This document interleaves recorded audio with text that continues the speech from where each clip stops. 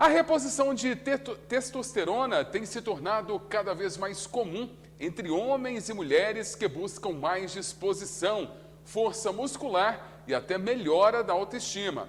Mas afinal, será que esse tratamento é para todo mundo? Um especialista alerta: quando feita sem acompanhamento médico, a reposição pode trazer sérios riscos à saúde.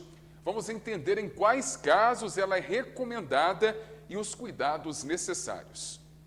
O hipogonadismo é uma condição na qual as glândulas não produzem hormônios sexuais suficientes, como testosterona ou estrogênio ou espermatozoides.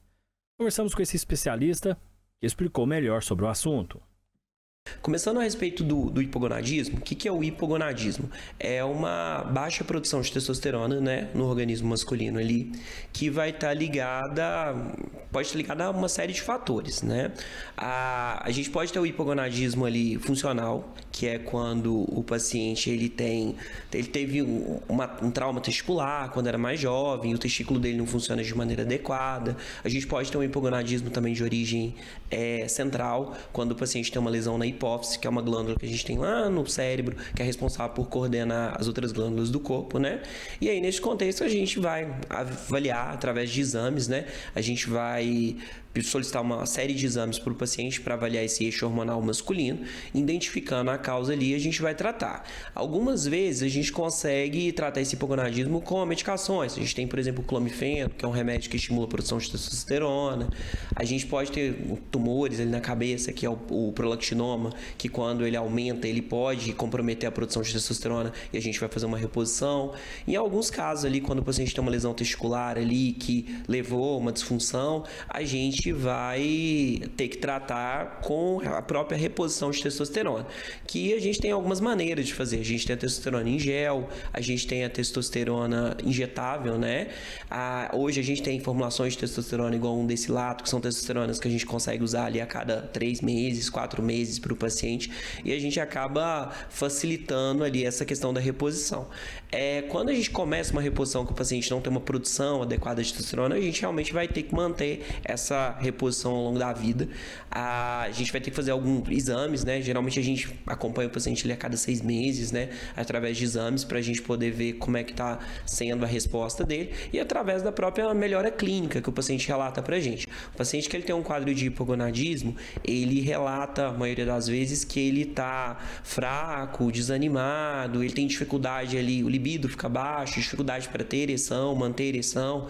Então, assim, quando o paciente tem esses sintomas, vale a pena uma avaliação hormonal nesse contexto, lembrando que esses sintomas aí, várias coisas podem dar, né? Até uma rotina pesada, né? Muito estresse, também podem levar a sintomas bem parecidos. Um dos quadros mais comuns que a gente tem em relação à baixa de testosterona ali na população mais jovem ali, vai ser a questão do excesso de peso, né? A obesidade, ela é um fator de risco para hipogonadismo, né? Que é o que a gente chama de pseudo-hipogonadismo. O excesso de peso vai fazer com que o nosso corpo comece a ter uma resistência para a produção de testosterona e também vai ter uma conversão dessa testosterona em estrogênio, que é o hormônio feminino ali, e que a gente também tem o estrogênio, mas em doses bem baixas, né? O homem. E aí, com isso, o paciente ele pode ter sintomas de hipogonadismo. Quando a gente tem esse pseudo-hipogonadismo ali, o tratamento dele, a maioria das vezes o tratamento correto vai ser tratar a base do problema ali, né? Que é o excesso de peso. Então, se eu pego esse paciente, eu consigo fazer esse paciente emagrecer, ele entra numa academia, ele ganha mais volume de massa muscular, ele melhora a alimentação dele, se ele fuma ali, ele para de fumar, reduz o consumo de bebida alcoólica. Esse paciente, muitas das vezes, ele tem um retorno da produção natural de testosterona dele sem precisar de uma reposição. Já a andropausa é a diminuição natural e gradual dos níveis de testosterona nos homens com envelhecimento, que pode causar sintomas como redução do desejo sexual, alteração do humor, perda de massa muscular e aumento de gordura corporal. E a gente também tem no homem, do mesmo jeito que a mulher tem a menopausa, o homem também tem a andropausa, que aí a gente vai avaliar ali, todo homem depois dos 40 anos, ele começa a ter uma queda na produção dos níveis de testosterona. e esse homem ele vai começar, a nossa testosterona, a gente tem a fração livre dela, que é o que a gente realmente consegue usar, e tem a fração que é ligada à albumina, que é uma ligação de fácil, que a gente consegue quebrar ela com facilidade. Então a testosterona ligada à albumina e a testosterona livre é o que a gente chama de fração útil da testosterona, é o que a gente realmente consegue usar. E a gente tem a testosterona ligada a uma proteína ligadora de hormônios sexuais, que chama SHBG. Essa testosterona ligada a SHBG é uma testosterona que a gente não usa ela.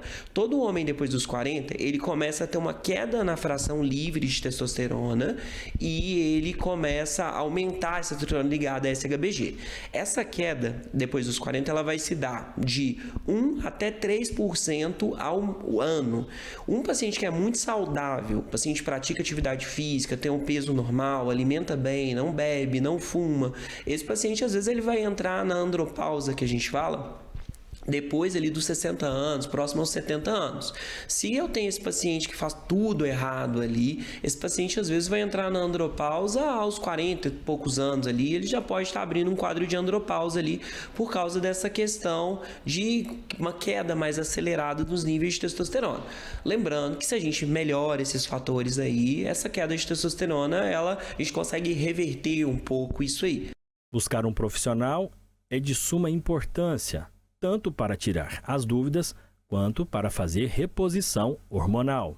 O ideal é fazer uma avaliação com algum médico ali, com endocrinologista ou urologista, né? Que são os médicos que são especialistas nessa área, para a gente avaliar, porque hoje em dia, principalmente com essa parte de academia, tá muito em moda essa questão de uso de esteroides anabolizantes, né? Que aí são testosterona em níveis suprafisiológicos que o pessoal usa, e esses níveis suprafisiológicos de testosterona ali, eles geram um risco para a saúde, né? Então a recomendação ali é quando procurar um médico ali, procurar o endócrino, de preferência o endócrino ali, o site do CRM hoje, qualquer pessoa pode acessar, olhar se realmente a pessoa tem o título de especialista, e aí ela tendo o título de especialista, dificilmente você vai ver um endocrinologista titulado prescrevendo anabolizante para os outros. Mas a gente vê muita gente aí no mercado ali, cursinho de final de semana, de hormonologia, de medicina da longevidade integrativa, que não são especialidades médicas reconhecidas, passando anabolizante para os outros. E isso gera complicações. E quando gera, muitas das vezes, o paciente ele chega para a gente já com uma complicação, para a gente consertar a bagunça que o colega fez ali.